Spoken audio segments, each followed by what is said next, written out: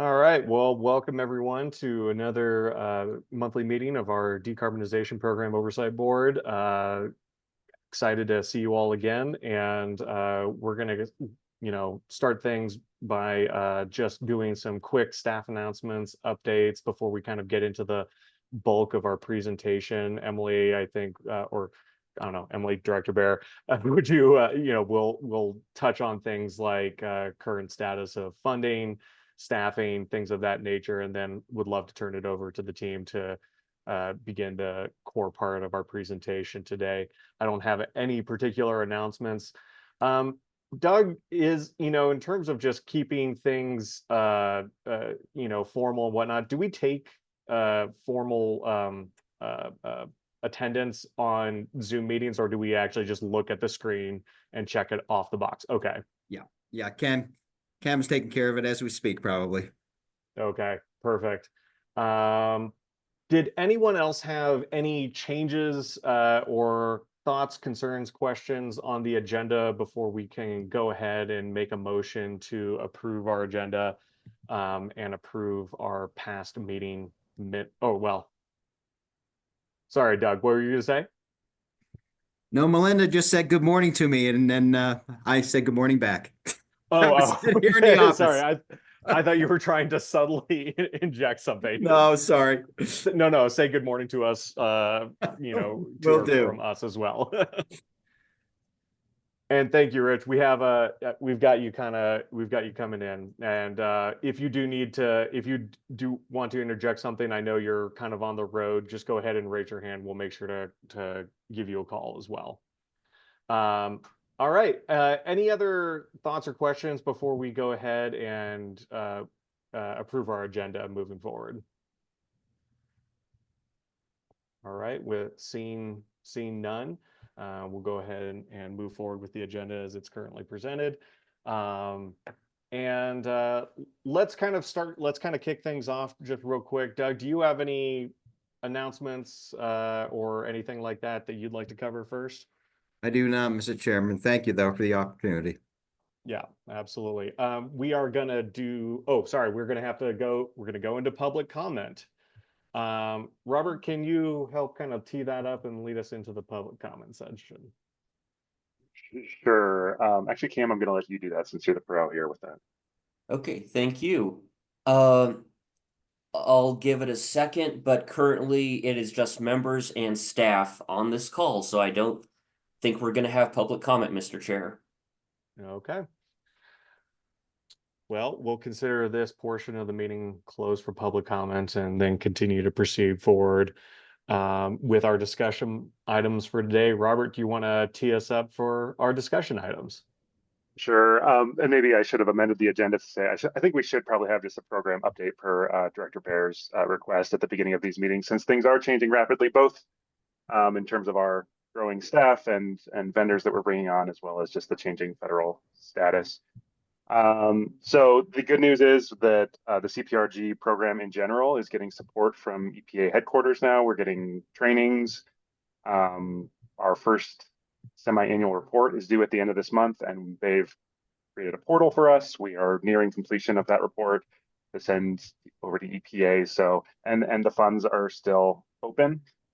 We've been communicating with other CPRG awardees, and they are all same level of health. So we are continuing to march forward relatively confidently at the moment here. So, and with all that in mind, we had our first kind of next level of staff join us on April 1st, Devin Reifschneider. Did I say that right, Clay? Reifschneider. She'll still be working with Clay on the workforce program. We have 3 more staff joining us on Wednesday, the 16th. 2 in Chris Selk's shop, a community engagement specialist and communications specialist, and 1 in Mac Prather's shop who will be working on our income qualified program. So very, very excited about those 3 folks joining us. We also have made selections for a whole slew of vendors. I should have taken notes here because I think we've got 3 going to finance and budget next Wednesday, including our innovation grant program. We've selected VEIC to initiate. That's a $6 million kind of grant program. And help me out, team. Who else is going on Wednesday? Oh, Greg. No, you've already. Clay. I'm going. Talk about yours for just 1 second because I think it's really exciting. Yep. This is for workforce development, and we've selected a vendor for the Green Workforce Hubs initiative, which will be $5.2 million to stand up 5 different green workforce hubs across the DRCOG region. And the selected vendor for that is Arapahoe Douglas Works.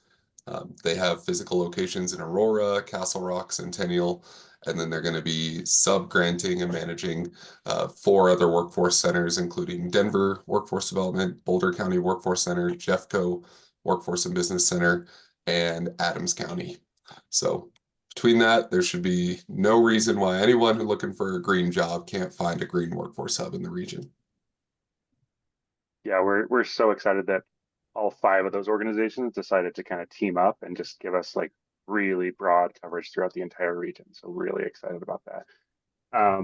The one other thing going to FMB is we were unable to contract with our initially chosen marketing vendor. It's a $14 million marketing contract. They were just not used to federal grants and the way the reimbursement process works. And we just could not come to terms with them kind of doing ad buys up front and then having to get reimbursed later. So we're fortunate that our kind of second choice from that RFP process, Karsh-Hagen, was a very, very, very close second. They shared none of the same concerns with kind of the reimbursement process in the contract. So we'll be moving forward with them at this FMP, and hopefully we can ramp up quickly because that's kind of the first domino that needs to fall. So just generally speaking, we're all full steam ahead here, getting great vendors on board, and just really excited about the way this program is shaping up. Well, much appreciated, Robert. And I think I'll open it up to questions from from the oversight board here on if there's anything that y'all covered that you'd like to talk about just briefly. But Robert, one of my questions on going with that second vendor is not necessarily any question about that second vendor, but the capacity of the first. Was it a cash flow issue on their end, or was it more just the administration and management side of things? Because we are dealing with quite large pots of money that are expending cash quite quickly, which can be a common concern for most folks. And yeah, wanted to kind of get your take, a little bit more in depth as to why they felt like they weren't able to participate. Chris, do you want to take that one? Yep, I'm happy to. And that's a good question, Director Barr. So thank you for giving us an opportunity to address that. I think it's a combination of 2 things. Sukol, which was the initially selected vendor, is a smaller shop, which comes with its benefits. Very nimble, very flexible. The downside of that, compared with the new vendor, Karsh-Hagen, is a smaller, I think, capacity and appetite just to part with funds up front to pay for media buys. The way this works from a federally funded project standpoint are the parameters that you have to work within. And this oftentimes is not just designated to federal contracts. It can be just fall under the auspices of a lot of government contracts. The work isn't essentially thought of as complete until an ad runs on television or the radio, etc. And when you're working with television stations on that, these media companies are working on things called upfronts, where you purchase media time pretty far in advance so you can get a really good deal for what you're purchasing on behalf of your client. And it's very, very standard in the media world and the creative services firm world. There was less of an appetite there, I think, with the first vendor. Karsh-Hagen saw it as no problem at all. They're very used to working with federally funded projects. And as I stated, that's a pretty common rule that we need to abide by. So I think it's really more in that category than really having to do with anything else, just speaking honestly. Does that answer your question? It does. That's very helpful, and I think just as a a lesson that we can kind of take away from this is that these kinds of large programs that do have a lot of upfront cash outlays can be very difficult for the smaller, more disadvantaged, and in kind of more those boutique businesses to participate in. So, whatever, I think just as a good lesson to look into for everyone. Sorry, I saw a hand. Sorry, I did see a hand up. Oh, Christian, sorry, there you go. That was me. Thank you. Hi, everyone. Christian Willis with the Colorado Energy Office. Apologies for missing the first couple of meetings, but glad to be here today. Just a question. I know that our teams have talked about this a little bit, and this may be a bit too in the weeds for this conversation, but curious how you all are tackling the quality assurance requirements for the EPA grant. It's something that is completely new to us and has been something that we've candidly found to be quite challenging. I'm really excited to say that we're hiring somebody to lead this effort for the state, and they're starting in a couple of weeks. But just wondering, is this generally being done with existing staff? Are you planning to hire for it? Just anything that you can share, I think would be helpful. I can jump in there. I actually should have led with that. We are extremely excited that our quality management plan was approved by the EPA fully yesterday. So we're very fortunate that we do have an amazing business operations manager, Sharon Day, who led that effort. It kind of was a full-time job for her for almost a month to get that thing done. A lot of effort. EPA was responsive in terms of giving us comments back. We went through it was really one round of revisions. Their second round of revisions was literally changing a solid line to a dashed line. That's how persnickety they were about this thing, Christian, just to warn you. But it was approved yesterday. We've talked to Russ Sands in your shop about this a little bit, but we're happy to kind of share lessons learned. I would just say that right now, while they're communicating with us freely, that just request through the project officer a meeting with their QA team, who are very, very helpful in terms of getting this across the finish line for you. I'll just tack on that the quality management plan is the first step. It kind of creates the broad framework for quality assurance. Individual initiatives within this program will each require their own QAP, or quality assurance program plan. So we're not done with quality assurance planning. We're anytime you do research or talk about environmental data, you have to create kind of a new plan. And we're going to lean on vendors a little bit. We're going to have some in-house expertise, and then EPA will be the one that approves those eventually for each program initiative when required. Well, that's really great to hear. Congratulations on getting it approved. We also got our first round of comments, and they are extremely detailed, as you said. So would love to chat about this a bit more offline, but congratulations and thanks for sharing. Thanks for bringing it up, Christian. Robert, one last thing too, before we kind of get into the bulk of our presentation. I know that EPA, I'm getting these messages all the time about changing terms and conditions for grants awarded past a certain date, especially as it relates to things like disadvantaged business requirements. Just got another update to 40 CFR this morning about terms and conditions under these grant programs. Obviously your compliance team, I'm sure, has a handle on all this. Anything of note in those changing terms and conditions and requirements, especially for contracting and subbing?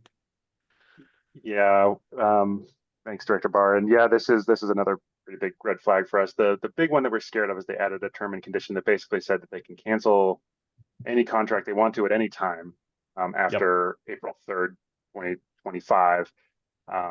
We're a little unclear about if we were to do any form of project amendment or work plan amendment whatsoever, if that puts us in that category of being able to be canceled at any time. We connected with a big group of other CPRG folks yesterday, actually, on a call with lawyers for the government and environmental resource network. Just a really good conversation about kind of the risks there. And their guidance really was to probably avoid any type of work plan amendment for the duration of this grant, which puts us in a pretty tricky spot because frankly, this program could be more effective if we were going to be able to be more flexible. But if we have to keep kind of the buckets of money exactly like they are, it's going to pose some problems for us in the long run. But we actually, through that connection, are requesting like a pro bono analysis of our work plan and the options in terms of those amendments. So very aware of those terms and conditions. Oh, the other really good guidance we got, I think, from that was that, you know, we recognize that the Justice 40 component, Justice 40 doesn't exist, nor the tools to kind of evaluate Justice 40, but it's still in our existing work plan, right? So we kind of, they suggested basically, you know, you don't make a big stink about it, but you kind of do the work anyway and tell your project officer like, hey, just in case you want it, we have this available for you to review for the terms of our contract, even though I know it's not the administration's priority anymore. So just really good guidance there. We'll continue to connect with other folks there and use the resources available to make sure we comply with all terms and conditions.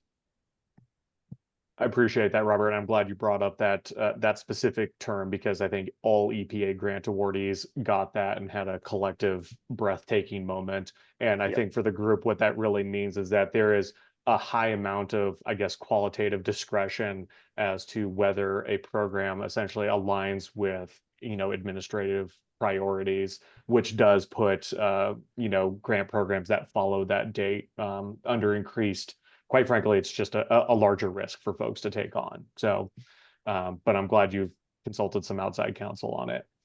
All right. I think that's really all I had kind of up front. And other directors, any other questions on staffing, finances, other administrative questions before we start diving into the core of our presentation today? And seeing none, let's go ahead. And Robert, why don't you go ahead and do intros and kick us off into, well, or Greg, you could probably do your own intros and kick yourself off. All right, thank you, Director Barr. Happy to do that. Let me just share my screen real quickly, make sure that's coming through for everyone. Does that look good? And you're all hearing me, is that correct? Great. So it's great to see everyone again. My name is Greg Meow. For those of you who are new, I am the program manager for the Building Policy Collaborative. And we're here really to talk to you a little bit about the jurisdictional support grant to help let you know that's coming out, that we want to get the money to our jurisdictions as soon as possible, to have them start spending that down as soon as possible. And so we're going to go over a little bit about all of the design and work that's gone into developing this support grant. Before I go too deep into it, just to remind you of the sort of overall structure of my portion of the CPRG grant program. The Building Policy Collaborative really consists of 3 strategies and 3 elements to support local policy change, adoption, and implementation. The biggest one that we'll be talking about today is about $35 million worth of sub-awards to local jurisdictions for policy implementation to support staff capacity and other needs to implement ambitious building decarbonization policies. To assist them in as they're going out and trying to figure out how to spend all that money, we are running a $2.5 million cohort that's going to be facilitated by Lotus Sustainability and Engineering. They've been facilitating the existing codes cohort that some of your jurisdictions may or may not have been participating in, but they're really great, and we'll be doing a community of practice over the full lifespan of this to develop a policy platform that the whole region is going to move to together, and then to workshop all of the challenges around how we're getting this through City Council, what are the challenges that we're seeing with implementation, what are the challenges that we're doing, running into and trying to enforce these policies as we move forward. And finally, we have a small budget to do some research to address challenges as they're coming up and respond to community needs as they're all moving forward with their policy development. And then just to remind you all that today, that what I'm asking for this group and this committee is to help provide some review of the award policy that we'll be presenting to you. including the overall structure of the grant program that we're proposing, the eligible use of the funds that we're proposing to allow, as well as the underlying funding formula. And this is all in advance of coming back to you all, ideally in the next month at our May 9th meeting to with a recommendation to adopt the policy after sort of incorporating all of your feedback. And that's all with the goal of bringing it to the full DRCOG board for approval later that month so that we can open our grant opportunity starting in June. Because we know that it's going to take a while to begin, to administer that program and to contract with our jurisdictions, and we want them to be able to utilize this money as soon as possible. Okay. Before I go into the ins and outs, I do want to just share a little bit about the development process that's gone into what I'll be sharing with you. So even prior to my onboarding and the start of this program in January, there's been a lot of work that's gone into the design of this program, led by the jurisdictions themselves through the jurisdictional work groups. So a lot of the same people that helped develop the initial CPRG grant application have also continued to volunteer their work in helping figure out how we're going to administer these funds to jurisdictions. And so they've been holding workshops since November with interested jurisdictions to help design the overall structure of our program, evaluating sort of what do people want to work on, what are the challenges that they see, what could they use support in doing, figuring out sort of what are the right types of uses that we should be targeting, how is that going to support the goals of the grant itself, not just be good things in general. And then how, what are some of the barriers that we have to be cognizant of in terms of municipal contracting and budgeting timelines and things like that, that might, and reporting requirements that might be sort of barriers to design, applying to and utilizing these funds. So we did those sort of early workshops in November and December and even January.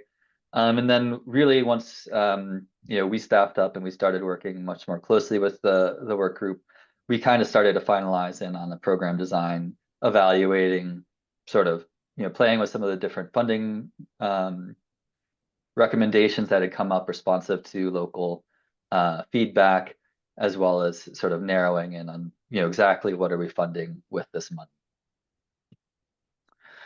And so, the policy that we'll be going over shortly really, is based on the feedback from those workshops.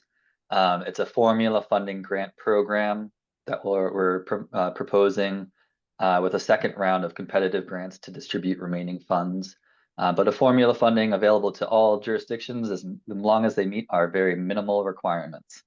And that funding is really based on community size and growth, right? Responsive to, what's our existing sort of building carbon footprint in each jurisdiction, both in the sort of residential sector and the commercial sector. And then, what do we think that that's going to look like moving forward over the next 25 years or so?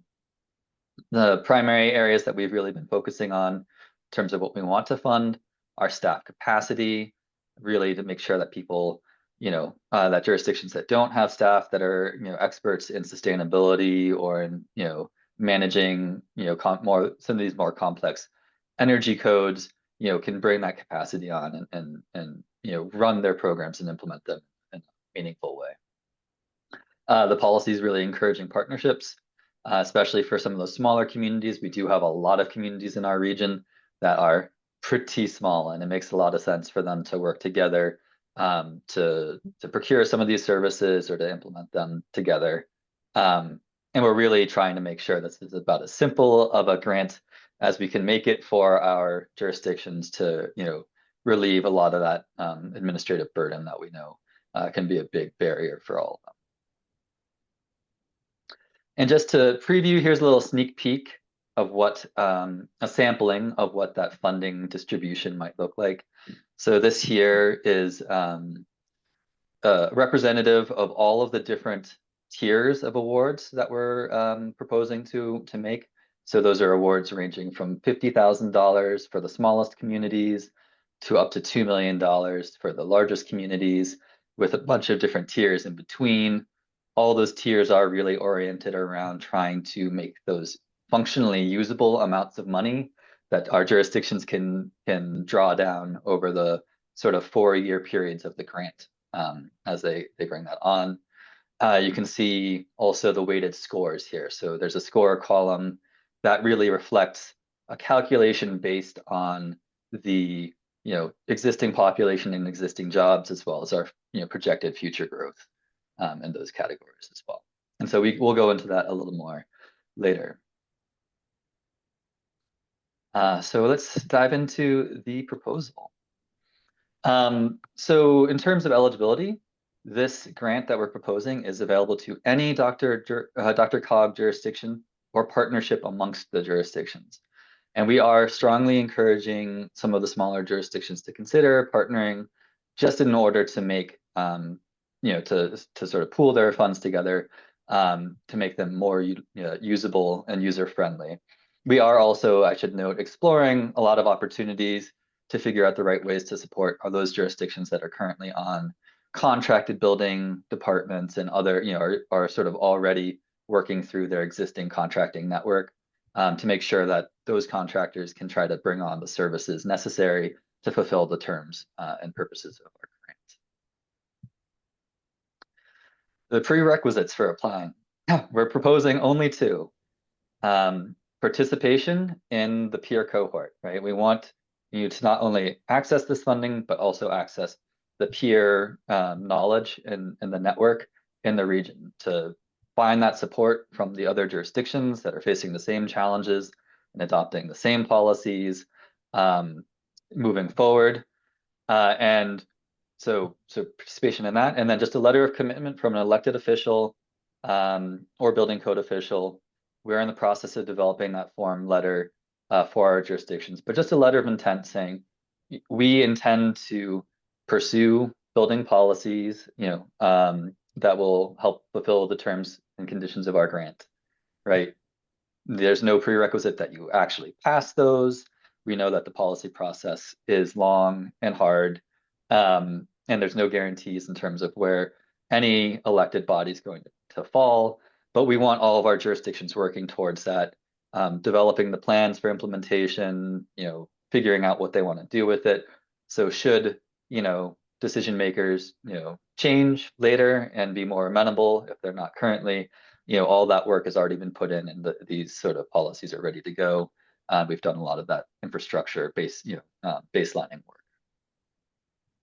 So eligible uses. There are 6 total eligible uses, which I really say are kind of 5 eligible uses plus like an innovation use.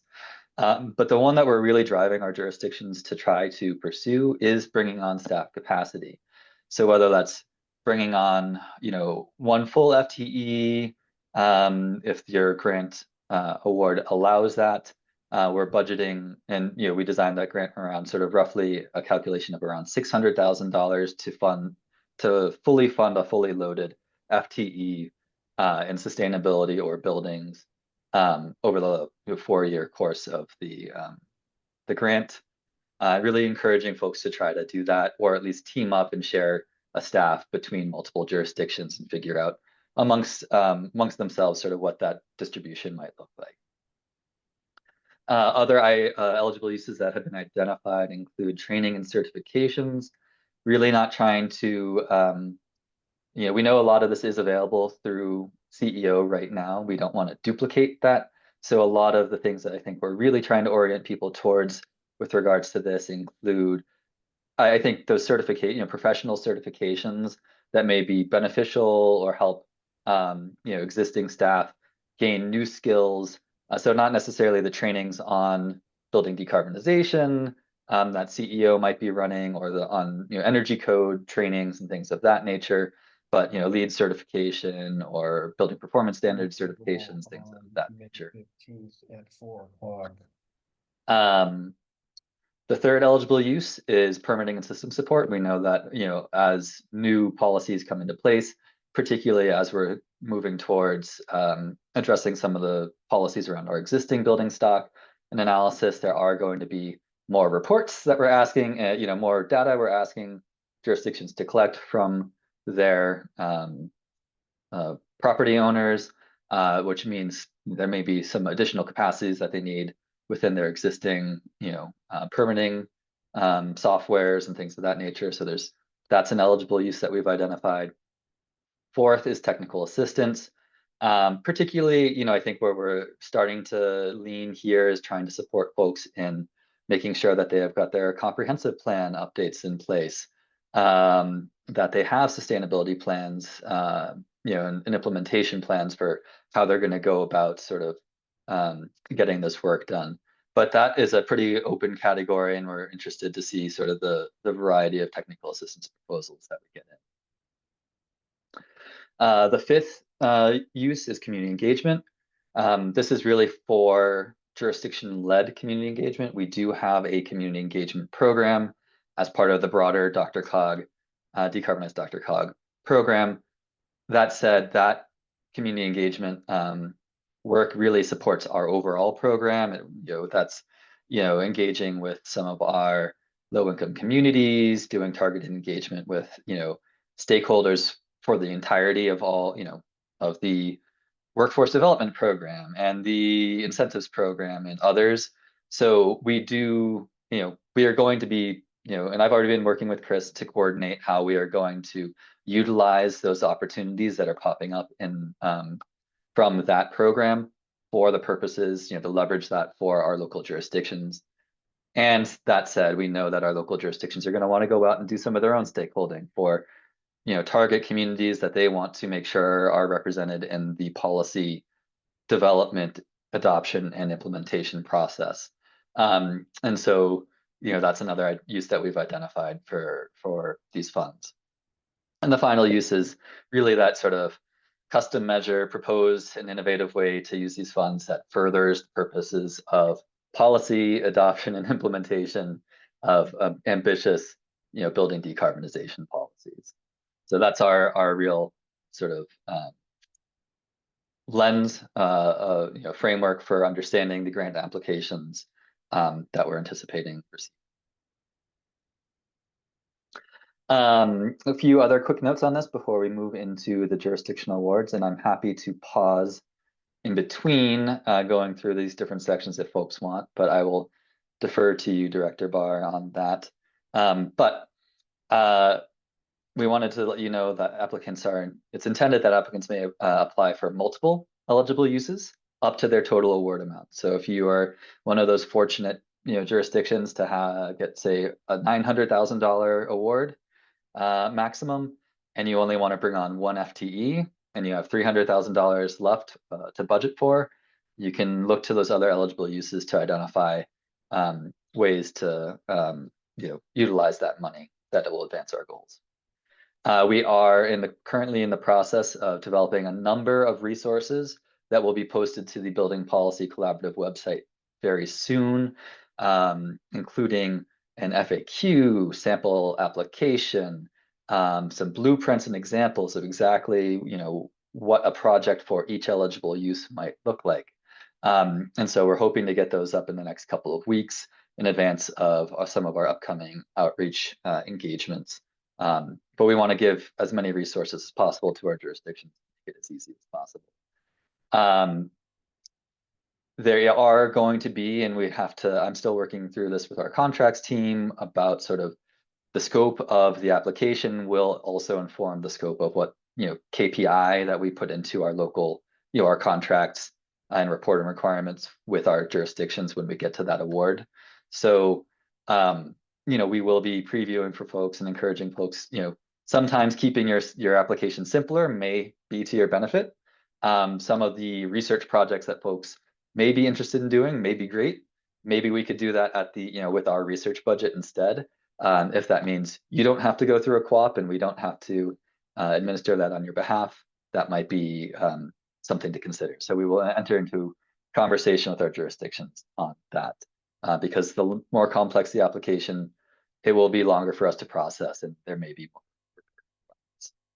So Greg, I'd love to take a pause here real quick before, because I feel like eligibility of use and the formula by which to designate it are very kind of two different subjects, and I think both deserve some consideration. So I just wanted to pause real quick because I think what you went through on those 6 eligible potential uses deserve our consideration. Does anyone from the oversight board have any questions, thoughts, concerns before I throw an idea or two out there? Mayor Douglas, saw your hand up first. Thank you very much. Appreciate the presentation. So have our, just, the cities that are involved, have they been contacted and knowing the process? Or is this something that we're going to have to implement? Maybe, let me see if I can reflect that question back to you, Mayor Douglas, and see if it's correct. Are you asking whether all the jurisdictions know about this grant opportunity yet? Yes. My hope is that they all do. We have a contact list that was developed early on that we've been adding people to try to get the word out and get people participating. I would have to go back to, and we do track who's been attending the workshops, so we have a pretty good idea of who our high, frequency attendees have been and who I think probably know the most. That said, I can't guarantee, whether we have folks from Commerce City there or not. As part of our outreach plan, we are doing targeted outreach to all of our jurisdictions. As soon as I finalize the contract with Lotus in the next week or two, they are also going to be doing, as one of their action items is to have a phone call with every single DRCOG jurisdiction to make them aware of the upcoming cohort as well as this grant opportunity. But that said, we could certainly use your help in making sure that staff in your communities know about this. And I'm happy to provide any resources to you all that might help you in that process. No, I appreciate that. we're contracted with them for a lot of our environmental grants. So I'm sure, and then there has been staff members on there was a staff member on the last meeting we had. So conversations were aware of that. I'm just thinking about the other jurisdictions that may not know about this. And I know that you said, someone said last meeting to invite them, contact them, let them know what's going on about the process. And I just want to know how that's being processed towards those cities who are not aware of the grant. Thank you. So, thank you. And just to quickly add on there, I've just been working with our communications and marketing team. So we have 2 upcoming meetings to really sort of announce the launch of this, to go over sort of the grant updates in April and May. That we've asked to put some notes for our executive director in his upcoming communications on the grant opportunity.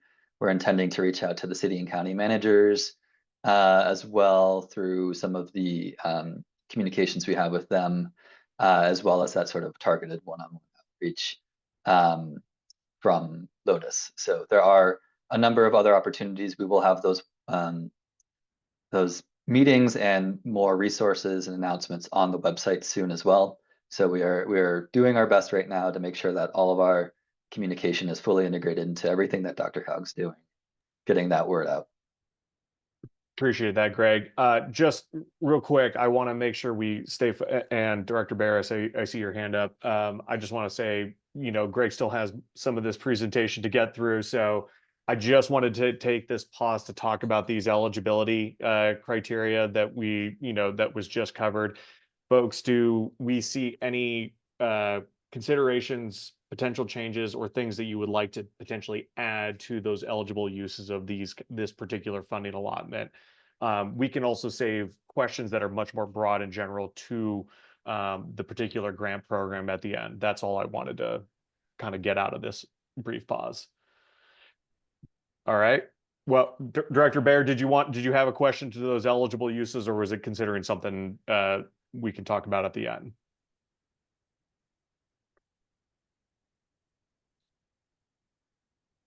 I see you came off mute, but I'm not hearing anything.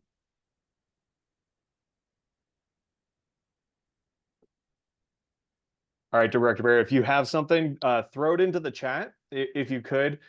Greg, for just real quick consideration, I know you have capacity building among staff, which is a really great focus, training, permitting systems, and technical assistance. Had you considered using essentially singular capital projects as a potential driver? I mean, sometimes small municipalities or jurisdictions, rather than doing kind of broad-based policy changes, that they have particular project priorities that could drive eventual policy change. Like, we're not going to put a policy in place until we see something real. We're like actual capital investments as a potential co-funding source. Would you consider that to be eligible, or maybe why or why not? That's a great question, and I will be honest to say I don't have a good answer for you right now. It's not been one of the things that the working group was talking about, I think, in the sort of the original conception of trying to drive policy change. I do think that we have that sort of custom measure, and I think, I would have to go back and see whether there's any restrictions within our EPA grant on that capital project. There are things like BABA and other challenges around infrastructure related spending that may come up as that, we've been talking through as it relates to sort of MAX program and the incentives and program. So there's, I think, some potential administrative pitfalls there, but we could think it through. And I think, I think you're right to point out that, sometimes a proof of concept capital project is, for instance, like a net zero municipal building or something like that may be the step, a good stepping stone for jurisdictions towards working toward, a broader, jurisdiction-wide policy. But that's not something that we've had a lot of conversation just yet. Worth consideration, understanding that construction projects do fall into a totally different realm of management and oversight, and don't know if you want to propose that as a potential eligible use, but worth taking it into consideration anyway. So just wanted to throw that out there. I'll turn it back to you to kind of talk more about the formula. Sure, thank you so much.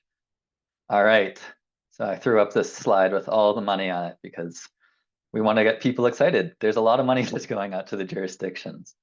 So here's the formula funding. And I'll take a little minute to try to explain it as best I can. So the first round of funding is intended to try to allocate the full $34.2 million that the formula allows. And so that there's already a little remainder left over because there's no neat formula that gets neat numbers. It doesn't really make sense to give everyone, and $51, right, for them to try to spend down. It's not an easy thing for them to budget to, and we wanted to try to keep the numbers as neat as possible. So, but our intent is to try to allocate the entire award amount. And if everyone signs up and everyone applies, we would be very happy to fully distribute basically all of the money we have in contract for the next 4 years. Over that. We're intending to do that because we know not everyone's going to apply. So that's why we have the second round, to then sort of see what money we have left over, what money remains, and figure out the right way to distribute that amongst our jurisdictions as equitably as possible. So in the formula, jurisdictions are scored and assigned to one of 8 tiers based on, as I mentioned previously, existing population and existing jobs. Those are proxies for our existing residential building stock and our existing commercial building stock. And the weights that are assigned to those are relative to what we found in our greenhouse gas inventory of basically how much do they contribute to our overall emissions, right? So the commercial spaces contribute a little bit more. That is why they are weighted more than our residential spaces. Then we also, the other two weights are future growth and in both population and jobs. Those ratios are similar. So the 10 to 15% difference is similar to the 30 to 45%. So we're trying to stay constant there, but are less because for two reasons. One, our existing building stock accounts for the vast majority of our greenhouse gas emissions. So we wanted to weight towards, policy change, particularly things that are going to go above and beyond what's the state's sort of already going to be mandating, right? So we know we've got the low energy and carbon code coming out that will be capturing a lot of new development anyways. We want our jurisdictions going above and beyond that. But because we have some statewide initiatives going in that will capture a lot of the new future growth, we didn't want to weight that too much, as well as trying to give some incentive to those jurisdictions that are more fully built out, that are have a lot of building stock that is contributing to our overall regional emissions. Let's see. We did consider a couple other criteria in the working group. So things things that folks volunteered as potential incentives or criteria to consider included like an actual accounting of greenhouse gas emissions, environmental justice scores, the equity impacts or disparate impacts that are experienced by different communities across our region, as well as how old are some of our existing jurisdictions. Energy codes, how well are they doing? How well are they performing? Do we want to try to provide an incentive to those jurisdictions to update their codes more than say some of the higher performers or the more cutting edge jurisdictions? There were a number of different reasons why we excluded the use of those criteria, including the lack of neatness around the data. So we don't have consistency in how greenhouse gas emissions are measured. Certainly don't have that data for all of our jurisdictions, and it became a pretty difficult one to try to map out. Similar with our environmental justice scores, a lot of that, especially when we start talking about our very small jurisdictions, the lakesides of the world and whatnot, they're smaller than a census block group, right? So a lot of their score was getting really influenced by neighboring community. And it was starting to get very difficult to figure out, okay, well, how are we going to parse out, particularly for those small jurisdictions, what is their actual, EJ impact? And finally, for things like existing code, we avoided, it turns out, when we were developing the score, any type of criteria or flag that you gave for, being on an old code essentially turned into a baseline subsidy for not having an updated code. So we were seeing, for instance, that any community that didn't, was on 2016, was getting an automatic 50,000 subsidy just for being on an old code. And it started to, when you started to map that out relative to, what I think most people consider, pure jurisdiction and pure jurisdiction, the money distribution was starting to get pretty out of whack, where it sort of wasn't feeling, passing that eye test of like, should like communities get like amounts of money. And I think that was why we generally excluded that one. So the funding tiers, what we did is we scored everyone on these criteria using those weights, as I mentioned, and we got a number of scores. And I'll show you the scores for all of the jurisdictions in just a minute. The next thing that we did then is to do a bunching exercise. We had to figure out, okay, well, with all these scores, how do we want to distribute this money? We wanted to make sure that there was a minimum usable amount over the 4 years for jurisdictions so that they were getting money that they could actually utilize, and that there was a maximum amount, right? So that we weren't just giving Denver all of the money. If we just did it on population, Denver gets what, like 60% of all of the money automatically. So, we really tried to cap it on either end and sort of to narrow that range of distribution, to make, to really suit the goals, right, of the program of trying to bring on staff capacity for, really spurring policy adoption. So here are what we did is we went through a bunching exercise on the scores to sort of find sort of the natural cutoff points between the jurisdictions,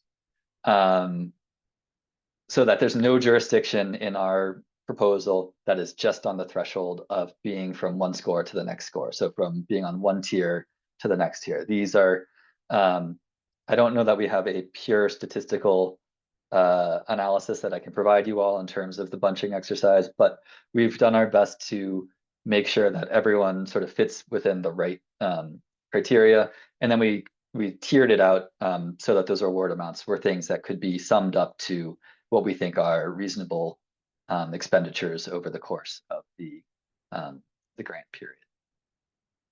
And as I said, really that guiding principle was to try to make sure that, it could be two communities working together to bring on an FTE, one community gets an FTE, things that people could pool together to be able to bring on that capacity.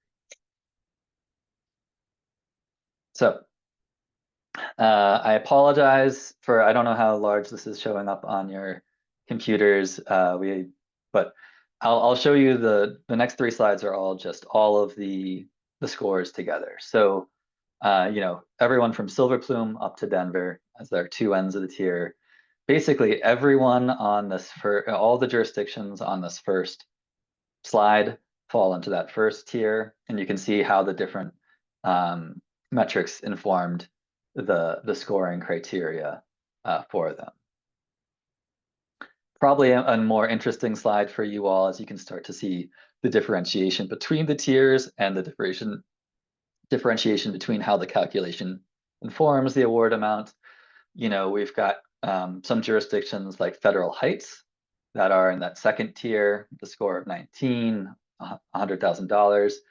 It's a very built out jurisdiction. They're not predicting a lot of future growth there. So its entire score is almost entirely coming from its existing population and jobs. In contrast, you could look to, some of the, jurisdictions that like Brighton that aren't as fully built out, but where there's anticipated to be a lot of future growth, right? So Brighton, when you look at the bottom of the screen, it is in that $900,000 tier. It is much smaller right now compared to every other jurisdiction in that tier, but it's also the jurisdiction anticipated to grow the most in some ways in that tier. And so that's where its scores is sort of coming from, compared to say Arvada, right, which is we're not anticipating lots of future growth. And then here's the last tier. These are the jurisdictions that would be receiving the highest awards, from unincorporated Arapahoe County all the way up to Denver. Again, there's some differentiation based on sort of anticipated, existing conditions and then anticipated growth. We did bring this to a peer workshop with our jurisdictions. So with everyone who'd been contributing, to the design of this grant in the first place, we said, okay, here's where the scores come out. How do you all feel about it? And thankfully, it seems like people were ready to say, hey, this seems good. We're happy about it. The funding formula makes sense to us.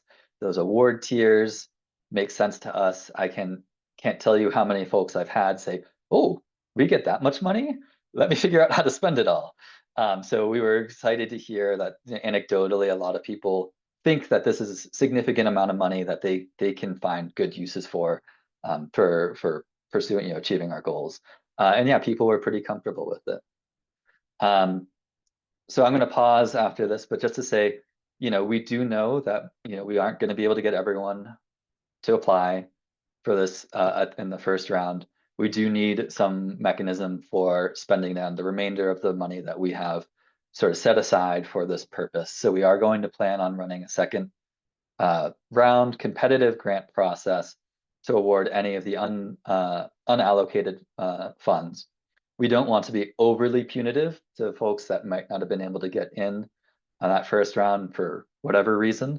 So, we haven't fully developed the scoring criteria for that competitive grant round, but I'm highly recommending that we would include new participation as a highly weighted value in that score. So if you didn't participate in round one, but you want to come back and apply for maybe up to what your, previous maximum award amount would have been for a round one, we would score that very highly to try to incentivize further participation.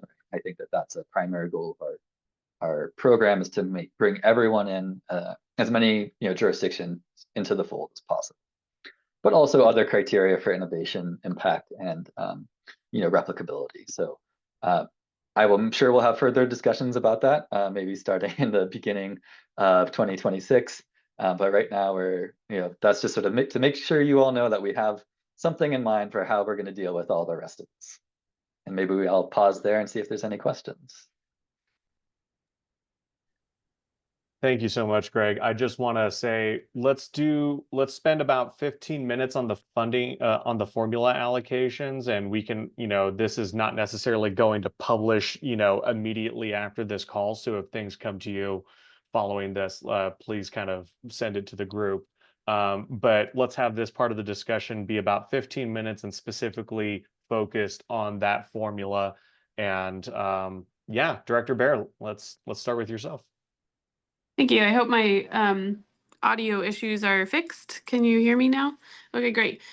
So my original question was answered in the chat about the growth measurements come from the DRCOG. I think it was the economic considerations, but I was talking with our transportation manager in Erie like a couple weeks ago, and he noted that in the DRCOG considerations, Erie has the same growth projections as Arvada, where Arvada is pretty much built out. Erie is very much growing, 10% last year, and probably likely similar this year, depending on how things go. So I just want to maybe ensure that when we're looking at the growth and projections, that we have an adequate, really, I guess, true idea of what's happening in these communities, if that's what the funding mechanism is, to ensure that we are really looking at that through the correct lens. Erie was at 40,000 residents at the end of 2024. And I think we're projected in this table to be at 40,000 at the end of 2025. And so just if that's truly the mechanism, like just ensuring that we have the right numbers, I think is really important. I appreciate that, Director Barr. And I will have to go back to talk to, I will cop to not being the numbers guru here on our team in terms of all of these funding distributions. So I'll have to go talk to some of my colleagues and the folks that were involved in the sort of pulling the numbers and putting the databases together. I don't know, Robert, if you have anything to hop in. I don't know if this is because of like some apportionment of like how much of Erie falls within DRCOG's jurisdictional boundaries, or if the number discrepancy there is just based on sort of the underlying the data metrics that we were utilizing. The only thing I'd add is that, often DRCOG's forecasts don't match jurisdictions' own forecast. We are tied to the state demographer's total forecast for the county. Mm-hmm. We only have so much peanut butter to spread around. And, I think individual jurisdictions frequently have higher growth projections than we can provide them, basically, given our system. So, but that said, understand that that these numbers are probably not perfect, and we can evaluate them. And but as I said in the chat, for Erie specifically, like it would take a very large change to get you to basically double your score and get you to the next tier, right? So you'd have to get up to 100. You're at 71. You have to get to 145 in terms of a score to kind of bump Erie to that next tier, which I think is kind of the benefit of this tiering system. It really does remove some of those requirements for accuracy, you know, because there are pretty natural groupings that we found that kind of separate these jurisdictions based on their size and growth.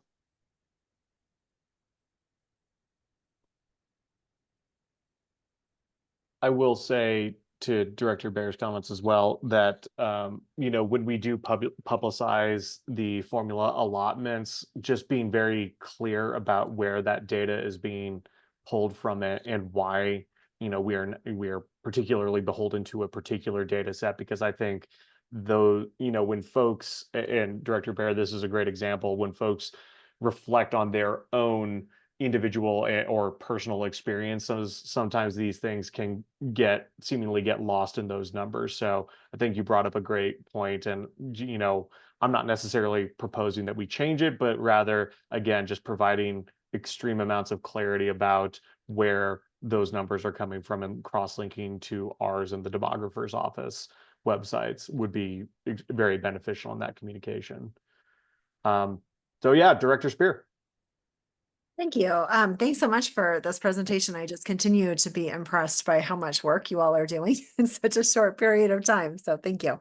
I just had a couple questions. The first was whether there were enough responses in those comfort ratings from municipalities to look at any potential differences in ratings of comfort with the formula based on size or growth projections. So for example, did larger municipalities differ in their comfort from smaller municipalities? Did you know, those that are expected to grow more differ from those that were going to grow less? Anything? I know we're working with such small numbers here, so but it just wondering if there were any differences there.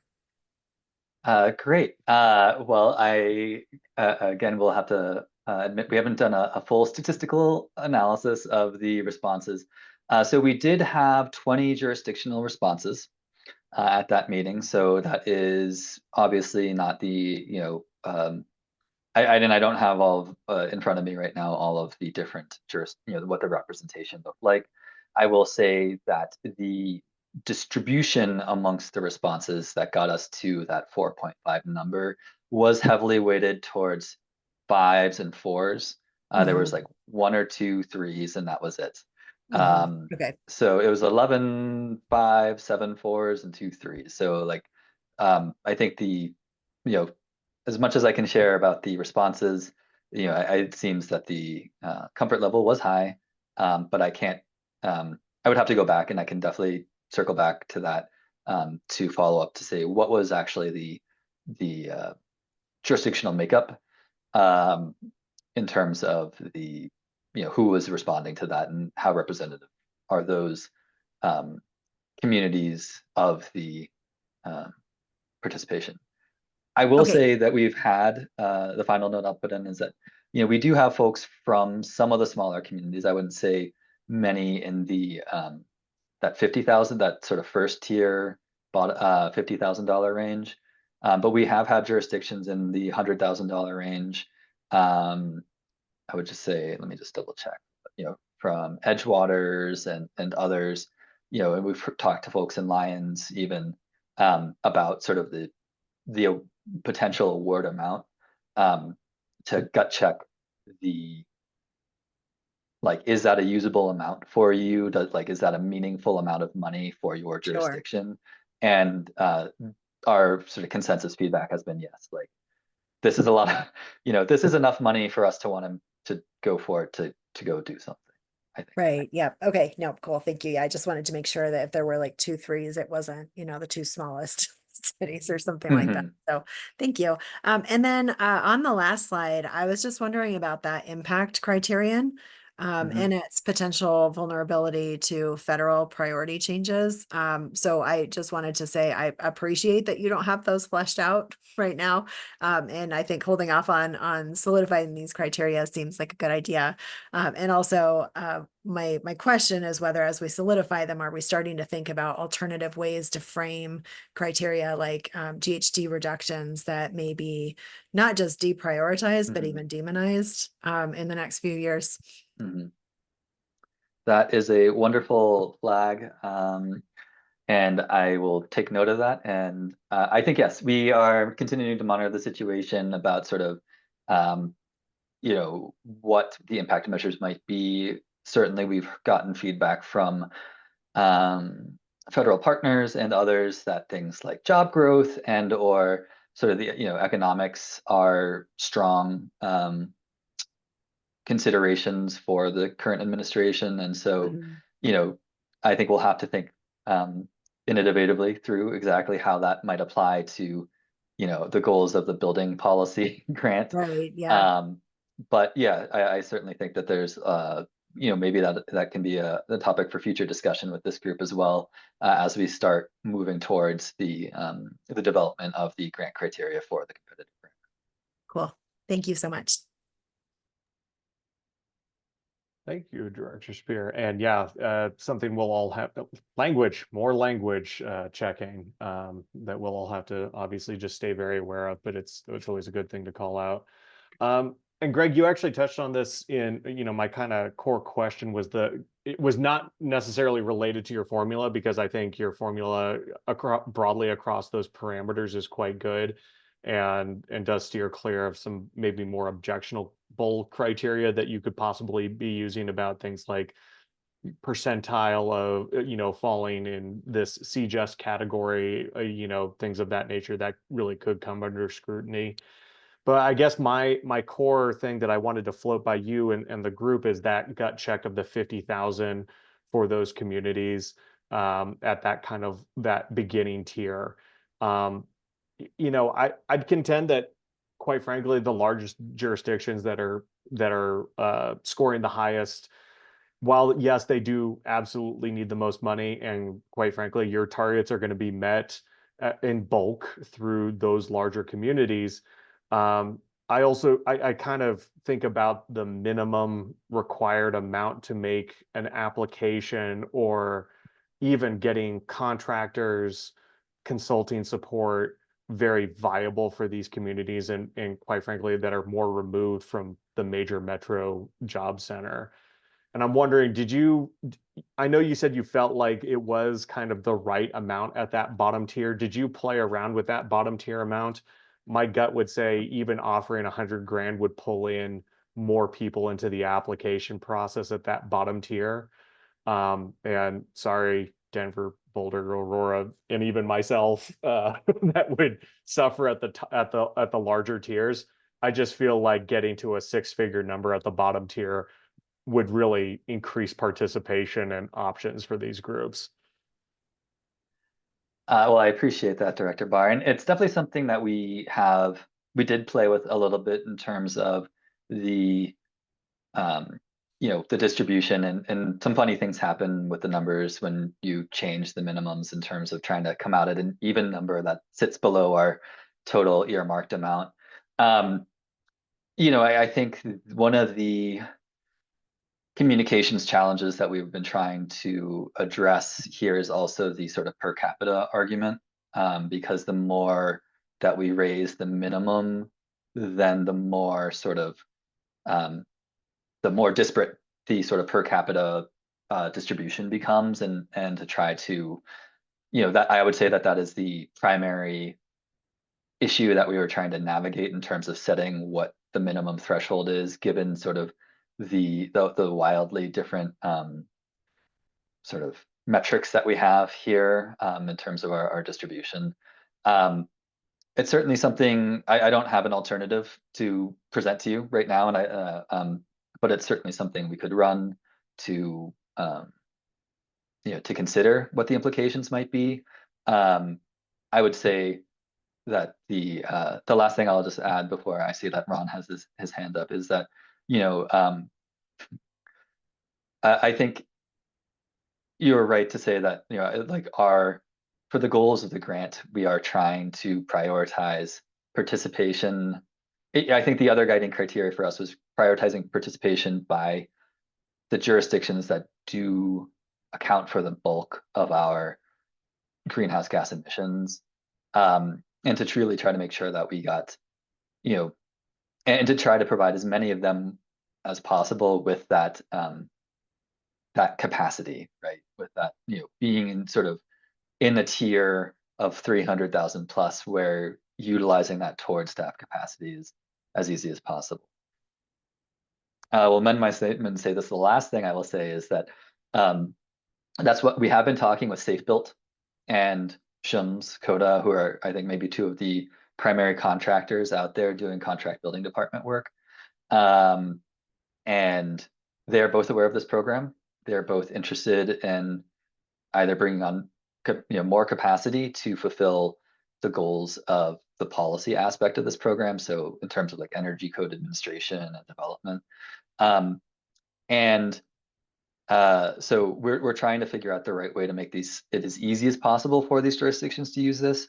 And even to the extent that, as part of participation in the Building Policy Collaborative, Lotus has some time set aside to assist with the actual application development,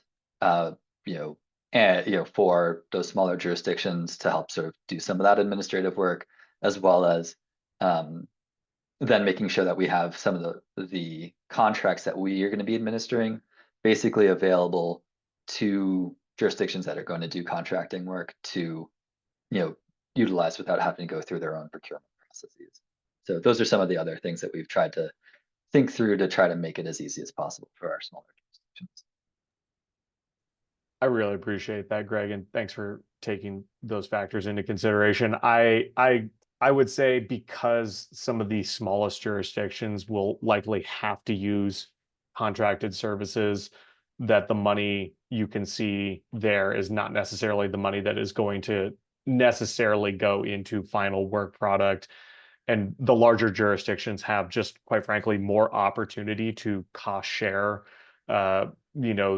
whatever that award is with other programs that may already be endemic to their kind of core function as the city. I might consider, I would love to see something closer to like that 75 to 100 range, to entice them to get in on the program. I think, yeah, maybe it doesn't necessarily get at the targets quite as hard, but it's certainly going to be a more meaningful, enticing thing to even get them in the door. And quite frankly, if in round two that, it wasn't enough to get them in the pool, we still always have that round tool to reallocate those funds to the larger jurisdictions in the end. So that would be my love, because that's where my heart is. But Ron, yeah. Thank you, Chair Bar, Ron Papsdorf, Transportation Planning Operations Director here at DRCOG. All of what Greg said and all of what you said, Chair Bar, I think are correct. I might supplement a little bit by adding that one of the things we've talked about is, for some of these smaller communities, quite frankly, they have challenges with even taking in and administering grant funds. And part of the conversations we've been having is, and we hope that there's good opportunities for some of these jurisdictions to combine their funds and coordinate on work through one contractor to assist them that serves all of them, or work with their county, because some of these smaller communities actually contract with counties to provide building inspection and that kind of associated work, right? So I think part of this is there's an acknowledgement that we probably can't give enough money to every single individual jurisdiction to achieve what might need to be achieved. But when you look at opportunities to combine these funds and group these funds together for some of these smaller communities that are in proximity to each other in the same county, we think there's really good opportunity to pursue those mechanisms as well to leverage these funds for them. That's my hope as well, Ron, honestly, is that that folks kind of come together naturally to combine. I was just hoping that, quite frankly, even those that are coming together to combine those services under their county or a regional, kind of a larger regional cooperation, that it was a sufficient number in size to allow for the administrative costs that even come from regionalizing the work. So, but Director Spear, I see your comment. You'd like to see that breakdown before any potential recommendations. Anyone else? I just want to make sure that we get. I want to give everyone else here a time to speak on the formula here. Do folks feel like this is a good breakdown? I'm not saying that there's anything intrinsically wrong with it, but I'd love to hear from our other oversight board members before we move on in our discussion.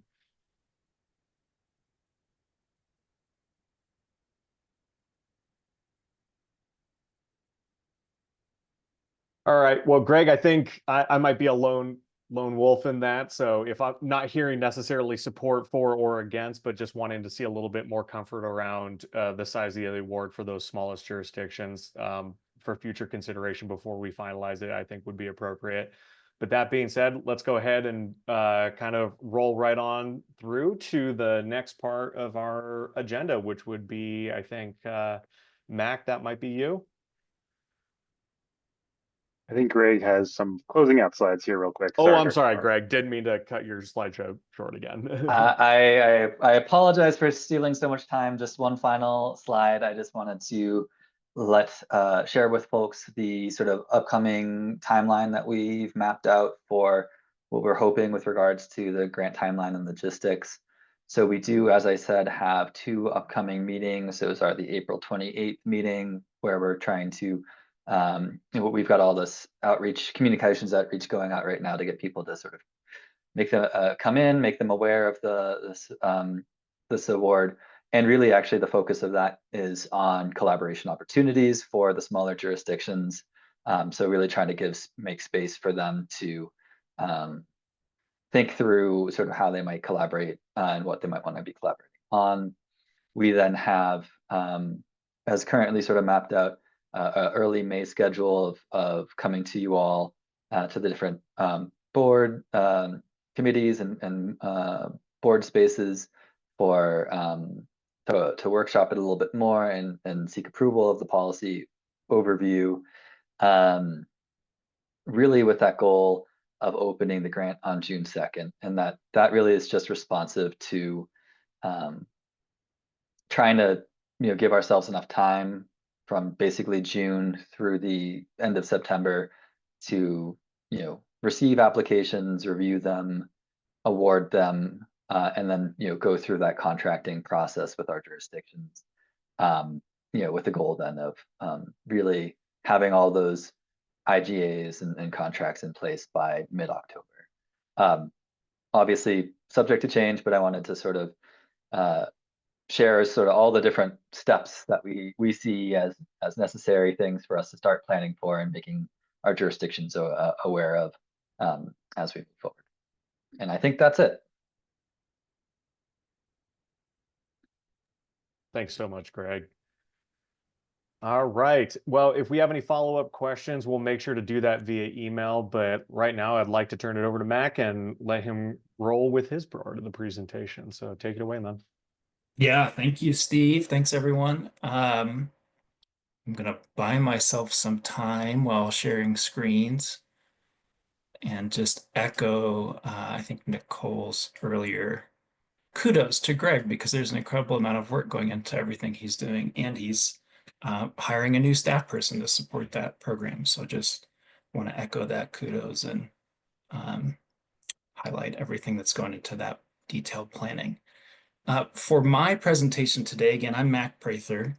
We're going to talk about our incentive and energy advising programs, and where Greg was showing you all of that very detailed work that he's done for those programs, we're going to give you instead a little bit of a preview into that detailed work we're about to do for the incentives and energy advising.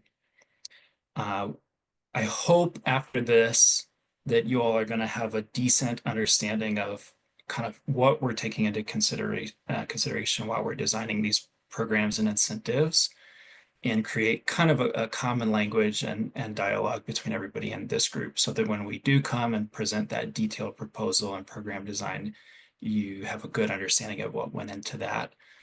You're ready to dig into it and ask good questions and keep us moving forward. Today, we're going to do that by just giving a little bit of background on that building science or whole home, whole building approach we talked about at our first meeting. I will say that probably many of you have really deep expertise there and in other areas. So I'd actually like to invite folks just to ask questions or comment, have a little bit more of a dialogue during this presentation. We're then going to walk through a real life example of a DRCOG employee who just installed a heat pump. So we're going to kind of give you that real world insight into that project planning and what that's like. And then we're going to zoom out and look at the regional landscape, how that might differ across the DRCOG region. And given time, we'll talk about some of the other considerations we're thinking about for these incentive and advising programs. And like I said, feel free to raise your hand, jump in, add your comments, add your questions as we go. I think that'll make this a little bit richer and better conversation. So to set the stage, our North Star, if you remember, is all about market transformation. We want to help transform the market to install those cold climate heat pumps and really highly efficient technologies in Colorado. Because we were looking at it this week, it's helpful to frame this all up by saying Colorado is one of 9 states, plus Washington, D.C., that signed on to an MOU to accelerate the transition of zero emissions residential buildings. Basically, the goals of that agreement say that every state that signed on to that is trying to get heat pumps to make up at least 65% of residential heating, air conditioning, and water heating by 2030, and 90% of that market share by 2040. So those are very ambitious goals. Those are dates that are coming up really quickly. But that kind of speaks to that North Star we're thinking about for market transformation in Colorado and across many of these states. Now, when we talked about that building science or whole building approach, the first presentation, I'd like to give just not even a 101, but a little bit more of an idea about why that's important and kind of what do we mean when we say whole building approach. If you think about building a new house or a new building or making changes to an existing house, there are really 4 things that we want to think about during those changes. Those are water, air, vapor or kind of moisture in the air, and heat. Obviously, when we're talking about space heating and air conditioning, the most important ones are probably air and heat management. You know, how do we get heat to a comfortable level in the house? But to manage all those things, sometimes we're really working against physics. So as you know, things that are higher concentrations of wetness tend to want to go where there's more dry. So we manage that in our homes and buildings with gutters and with, landscaping, grading to keep that water away from those places that it can rot. Things move from high pressure to low pressure, from moist to dry, from hot to cold. That's the way physics likes to move things. And a lot of what we deal with when we're making changes or building buildings is kind of working to manage those tendencies. So a heat pump allows us to move heat from somewhere outside into our home. We're putting energy into that system to work against physics and heat our house. All of these things play together. And, when we're making one change in the home, it's really affecting typically many of these different things we're trying to manage. So, why is this important to incentives and energy advising? One, this is really the thinking that we want to emphasize both to the contractors and to the homeowners. So it's important to not just think about replacing a furnace or a water heater with a new piece of equipment, but think holistically about the changes we're doing to the whole building. And 2, we also want to emphasize and incentivize measures that help make these buildings more efficient. I think we said at the first meeting, but efficiency is the first fuel. So if we can make our buildings and our homes more efficient, we're automatically reducing emissions, we're reducing pollution, and reducing energy use. So 30 to 40% of heat loss from your home is actually through air leakage. So we tend to think about that insulation and that sweater as the building measure that's most important. But air leakage is also really important. Putting on that wind layer to keep the wind from getting into all the nooks and crannies of your house is something that goes a long way to make it energy efficient. And this is important when we're talking about market transformation and heat pump implementation, because the lower that heating load, the more efficient the building is, the smaller we can size this equipment, the cheaper costs are going to be. Again, all these things work together, and we have to be building a program that kind of emphasizes this system and whole building approach. This, I love this picture. This is a duplex and like a thermal camera image of the duplex. It's showing the heat loss through that building. So the areas that are warmer colors, yellows and reds, mean they're hotter. The heat loss is coming through the walls and windows. And so what we're seeing is a half of the same building where the right half has been insulated and retrofit, and the left half is, has less of those upgrades. So that right half is more energy efficient. And the question, I guess, to you all is which half is ready for a heat pump? It's a little rhetorical, so you don't have to answer. It's a trick question. Steve, I see you pointing. Obviously, there's really compelling reasons why we want to install that heat pump on the rights, on the screen right side, the insulated side, because that system might be smaller, it's going to be cheaper, it's going to be running less and more comfortable. But it is a little bit of a trick question because there's not really a prescriptive set of criteria that tell you your home is heat pump ready. We want to be emphasizing all those together, but it's really important for our energy advising and our incentive design to be thinking about the pathways for the customer, things that are built in a way that's responsive to the needs of that building owner and the homeowner, and thinking about what are really the most cost-effective ways to make that building efficient and all electric. If we had, all the money in the world, which would be lovely, we could retrofit every house in Colorado and make it zero energy passive house. But unfortunately, we only have right now this $200 million.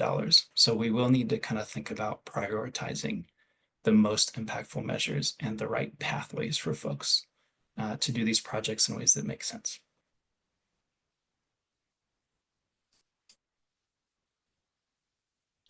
Now, diving into the real world DRCOG example, this is not hypothetical. This is actually a coworker who just finished this project.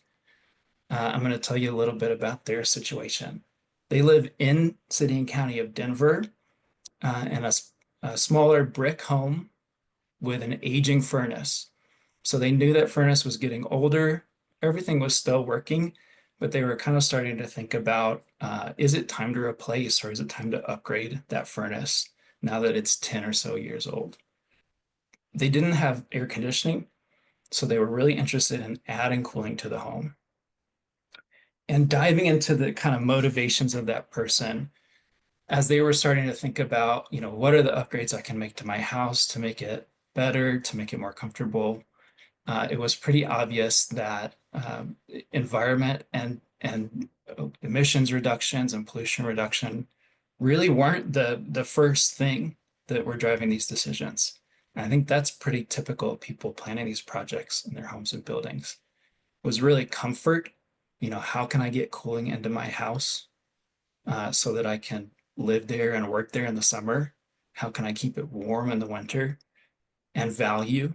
How can I do that affordably, in a way that I can pay for now and afford to run in the winters and summers and year round? So those primary criteria driving the project really were comfort and value. And of course, environment and health was also part of the discussion and the decision there. How can I make a decision that's going to be more beneficial for my community and my planet? That's going to be healthier inside the home for my kids and my family. And so the solution they ended up with was a wonderful new cold climate mini split system. I actually have a picture. This is the actual installation of that heat pump. This is, I don't know if you all can see the cursor, but on the right, that's the outdoor unit, the condenser, which is helping exchange heat with the outdoor air.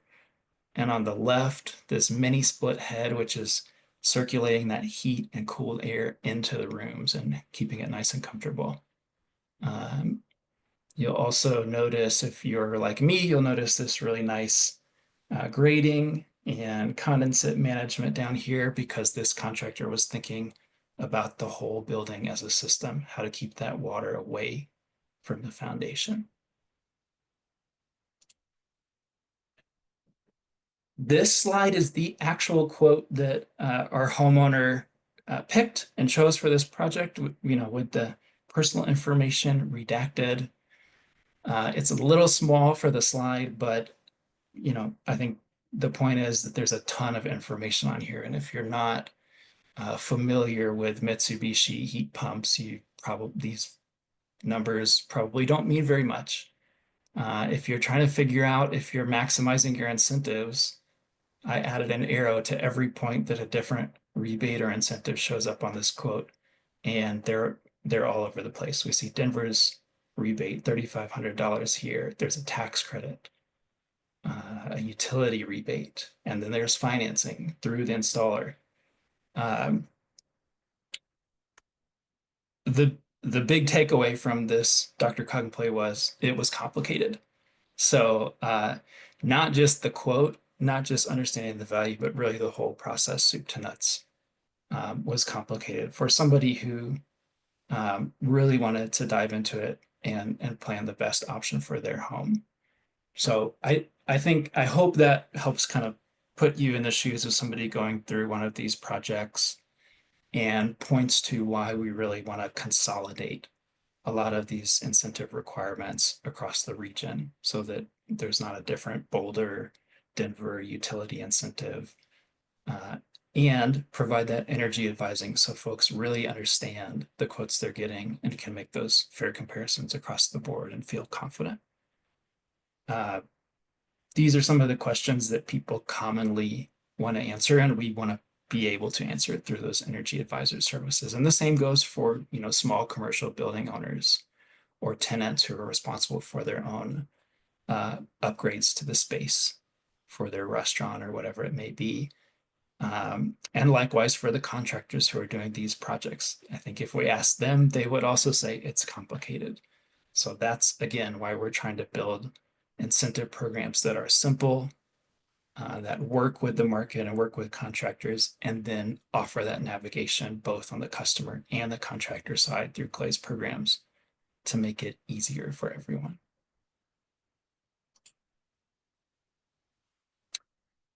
So that project was really just a snapshot in Denver in the middle of this map. But with our program, we're dealing with the entire DRCOG region. And unfortunately, right now, there's a pretty broad difference in what incentives are available to you across that region. So this is a disclaimer for this, is that this slide was finished earlier at the very end of February. We did this same slide for our technical committee meeting and got this approved back then, and these levels have changed since then. So I think, again, that points to the fact that folks are dealing with a lot of complexity in the market. What we're showing on this slide is this percentage. I'd like to point out is the differential cost between a code minimum furnace and air conditioner to that cold climate heat pump equipment. The percent of that is what's covered by the incentive. So what we can gather is that in Denver, after combining all the incentives, there's about $12,750 value for a typical system for a Denver homeowner, and that's covering more than 100% of the differential cost of code minimum equipment. On the other end of the chart, there are places in the DRCOG region where there's really only tax credits available. So there's state and federal tax incentives available, but no local and no utility incentives right now. And there's folks in between that spectrum. So what one big challenge, I think, of designing this program is finding the way to kind of normalize across that region, right? We want to, again, be simple, avoid disruption to the market, and make it easy to understand by the contractor and the customer. And we have to work across these various levels. So one way we've been doing that is meeting with our colleagues at Excel Energy, at the state who are implementing their Inflation Reduction Act incentives, with the different jurisdictions who have their own incentives, and trying to find ways to align and to bring some of those jurisdictional incentives into DRCOG's program. So we already have interest from folks like Boulder and Denver to contribute some support to our programs and simplify across those regions.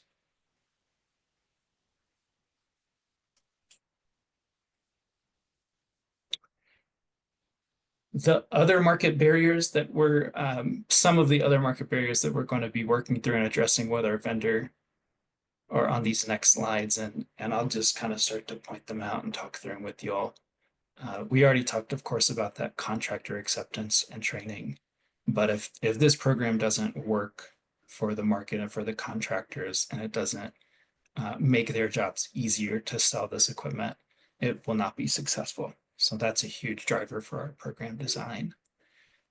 We're also working around both emergency replacements and heating system failures. You know, in our example, the homeowner was planning a new system when they knew their furnace was older, but upwards of 2/3 of replacements of heating and water heating equipment are in an emergency situation. When that water heater goes out or when your AC goes out is when you start to make the decision. So that's a real challenge that we're going to have to work around in incentive and advising design. The spark gap is one that I'll highlight. You may hear this term if you're reading about heat pump programs, market transformation programs, and we may bring it up later. But that spark gap really means the differential cost in the equipment. We talked about how incentives can cover the difference between code minimum and that higher efficiency heat pump option. That's part of the spark gap. When the contractor goes to the distributor to purchase the equipment they're going to sell, there's a difference, you know, off the shelf that they pay, and that's part of that spark gap. And then in Colorado, where we in many places have relatively cheap natural gas, there can also be a spark gap of cost to run this equipment. So all of that is part of the design of these programs, that we want to push people to the more efficient alternatives. We also just want to highlight kind of the value chain of how these heat pumps get installed, starting, of course, from where the equipment is manufactured, where it's stocked at the distributor, purchased by the contractor, and then ultimately sold to the customer. So everybody at each step of this value chain is taking a portion of the proceeds of the project to keep their business running. And we're looking at different ways to kind of insert the incentive at different steps in this chain. So one design alternative would be a check that goes right to the customer, or a tax credit that you file for after you've completed a project. A more midstream approach would be a incentive that goes to the installing contractor. And a more upstream approach is something that would be directed towards the distributor, higher upstream in the value chain. So there's some pros and cons to all of those approaches. And that's kind of what we're beginning to weigh now as we evaluate the vendors who will deliver this program with us. We already talked about the spark gap and the differential cost between the code minimum and the higher efficiency equipment, as well as that operational cost. We also have to be thinking about differences in maintenance cost. Are there things that we need to plan for and educate over the lifetime of this equipment? These are all terms that we want you all to be thinking about as we bring you more detailed design. And finally, some risks that we're trying to avoid in the market. Probably one of the biggest for the contractors, or at least one of the ones we hear about the most, is the risk of the contractor floating the value of incentives to their customers. In other words, are they required to give a discount to their customers before they're reimbursed and made whole by the program? There's a lot of hesitation around that type of design. unless it's very targeted and very fast. And like we said, really the whole program is designed to work for the contractor. So those are kind of risks we need to address. On the customer side, giving a third-party opinion is one way we can mitigate kind of the risk of the unknown, not knowing who to trust or which quote is right. We're solving that through our design of the energy advising program. And again, building that central incentive process to kind of reduce the redundancy, reduce all those line items you see on the quote from the vendor. So with that, I will pause. If there's anything we want to talk about or revisit, I'm happy to do that. And I'll also say that you all are welcome to reach out via email at any time.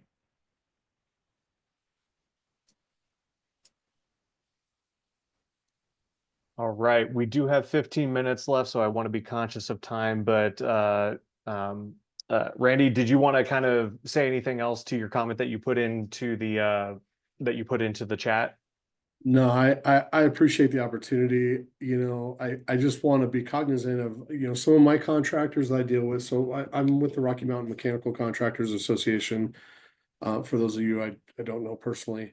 And I have several contractors that are frankly tearing out heat pump systems that have been installed but are not either effective in the job, the heating and the actual cooling, or they're inefficient from a utility standpoint, and the cost is actually gone so askew the other way that, when you're using heat resistance or electrical resistance to heat in the wintertime, your electrical bill can, triple or quadruple. And that's sort of an unintended, outcome for some of these folks that have done these conversions. And so I just want to be, probably overly sensitive to that issue, because I know, at least in my interview for this committee, we were talking about installing heat pumps across broad sections of communities and making this program particularly beneficial to lower income folks who wouldn't otherwise have access to this technology. And my fear there is you're talking about housing and building envelopes that were never designed for this type of technology. And your end result could be driving utility costs beyond what any of these folks could afford. And the overall detriment effect is that they end up not being able to stay in that home or something, that's the kind of the nuclear option. But, they couldn't afford to stay in their own home because the utility costs at that point become unsustainable. So I guess I just want to kind of highlight that issue, that we really can't just talk about the cost of install and the incentives for the purchase price of the equipment and the installation of the equipment without talking about the long-term impacts to the utility and maintenance and, operation of this equipment down the road too. So that I'm glad that we're aware of that. And it sounds like we're aware of that and seeking that data. But I really think that's an important piece to this puzzle before we just start, going about the business of installing heat pumps. Yeah. Is it all right if I respond to that, Steve? Yeah, Randy, I appreciate that. And I think that's exactly the right concern that we're trying to address when we're talking about taking that whole building approach and talking about operational costs. That's something we want to offer through the energy advising service, so people do have a little bit of transparency into what's kind of the best practice. Did you get an energy audit? Did you kind of seal the gaps in the envelope? And what more can you do to make sure you're minimizing equipment sizing and making your home the best for the heat pump conversion if that's what you want to do. So we're hoping to offer a lot of that best practice via the advising service, and then also emphasize it with the folks who are actually installing the equipment so that it's sized right. And folks are not recommending systems that are not going to meet the goals of their customers. So I think that those are ways we want to mitigate that. And then to your point about the low income program, that's actually a separate program from the incentive design. And that one is going to be all no cost to the customer. We're really emphasizing envelope measures and building efficiency there and cost savings. So that's especially for those folks that are on fixed incomes or lower incomes. That's the main goal there is not about incentivizing equipment. It's about saving folks money on their bills, adding cooling, providing cleaner air in the home. So those are things we can achieve by, proper design and modeling and making sure we're not increasing costs for those folks. Is that responsive to your question? I think those are the things that we do want to focus on in this design, because the outcomes you mentioned are what we're trying to avoid. Yeah, I appreciate that response. I just want to make sure it's definitely something we keep on the radar. Thank you. All right, we've got 3 different questions here. Dr. Sri Walker Raven, you had one in the chat, and Dr. Spear and or Director Spear, Director Douglas. We're running low on time here in the last 10 minutes, but I think we can do one more question. Cam, if you could take the questions, if we can either write them into the chat and take those questions back to the team just for a quick follow-up email, that would be fantastic. Oh, Director Spear, did you want to put yours into a chat, or did you not? Oh, yeah, no, I was just going to put mine into the chat just for time. So I've already spoken Perfect. a little bit. Thank you. Director Douglas. Thank you. I know there's a bill that was floating around.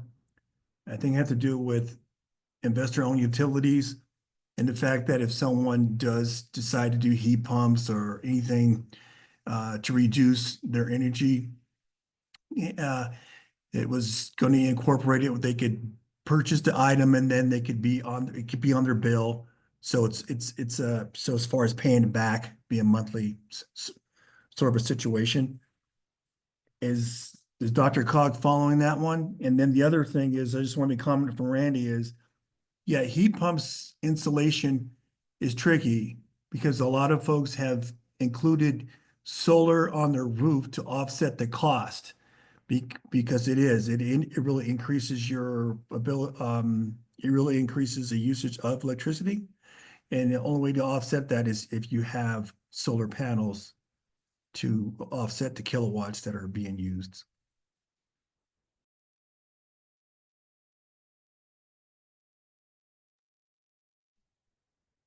Yeah, thank you, Mayor Douglas. I'm not familiar with that exact bill that you mentioned, but I think you're referring to kind of on-bill financing model, which I know there's a couple utilities that are at least getting started on kind of tariff on-bill financing, and that is potentially one.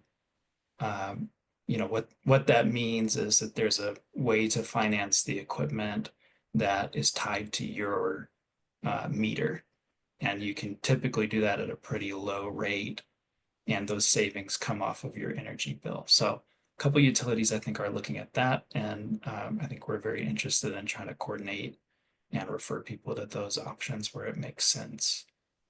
And then I'll just reiterate, I think the quality installation of these, especially cold climate heat pumps designed for heating, is incredibly important.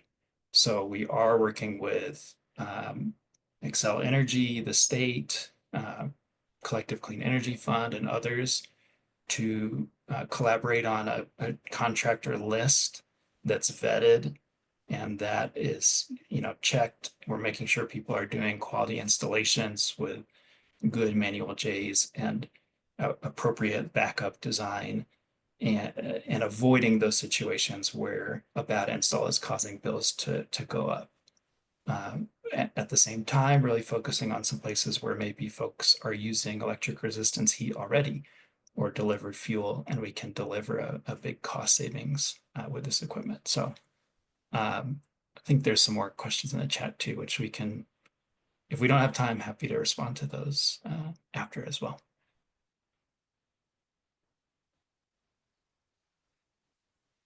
Much appreciated, Mac.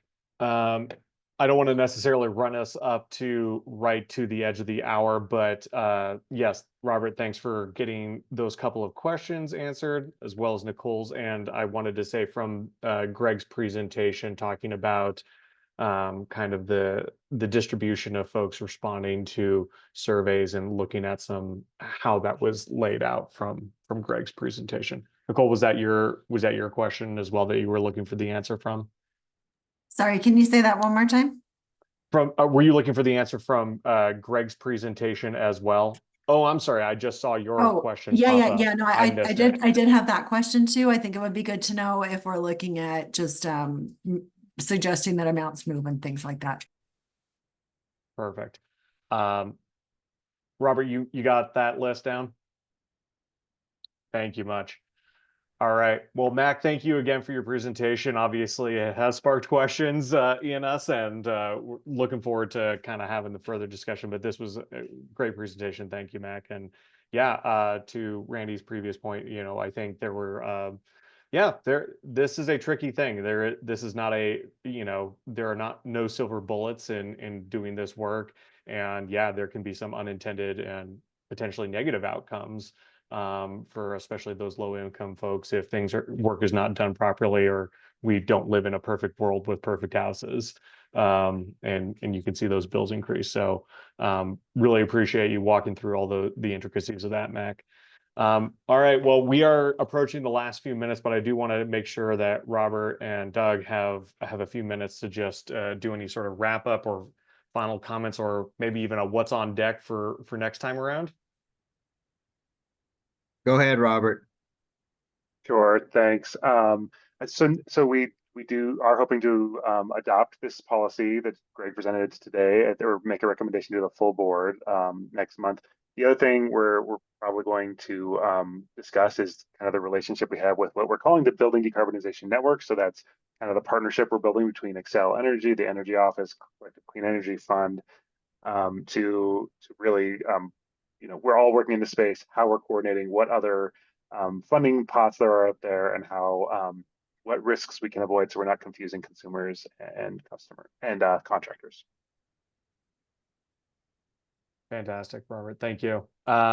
All right. Well, with that being said, I think you guys have a couple of questions from the oversight board that are remaining on the list. Greg, I just want to acknowledge the message you had followed up with us after the last month's meeting about some of those workshops and the like.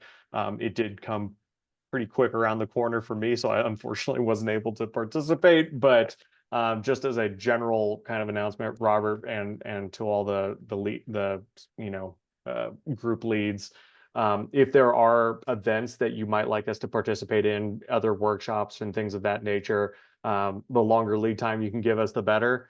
But we'd still love to see those in any sort of announcements or updates that come in incidentally between now and our next meeting. All right. Doug, any last words, or you feel like this is a meeting adjourned? It's meeting adjourned from my perspective, Mr. Chairman. Okay. It's been wonderful. Thank you, sir. All right. Well, Doug, I think some of us are looking forward to seeing y'all tomorrow. And thank you all so much again for being on the meeting today. And yeah, till next month or sometime in between. Thank you all. Have a great weekend. Thank Bye. you.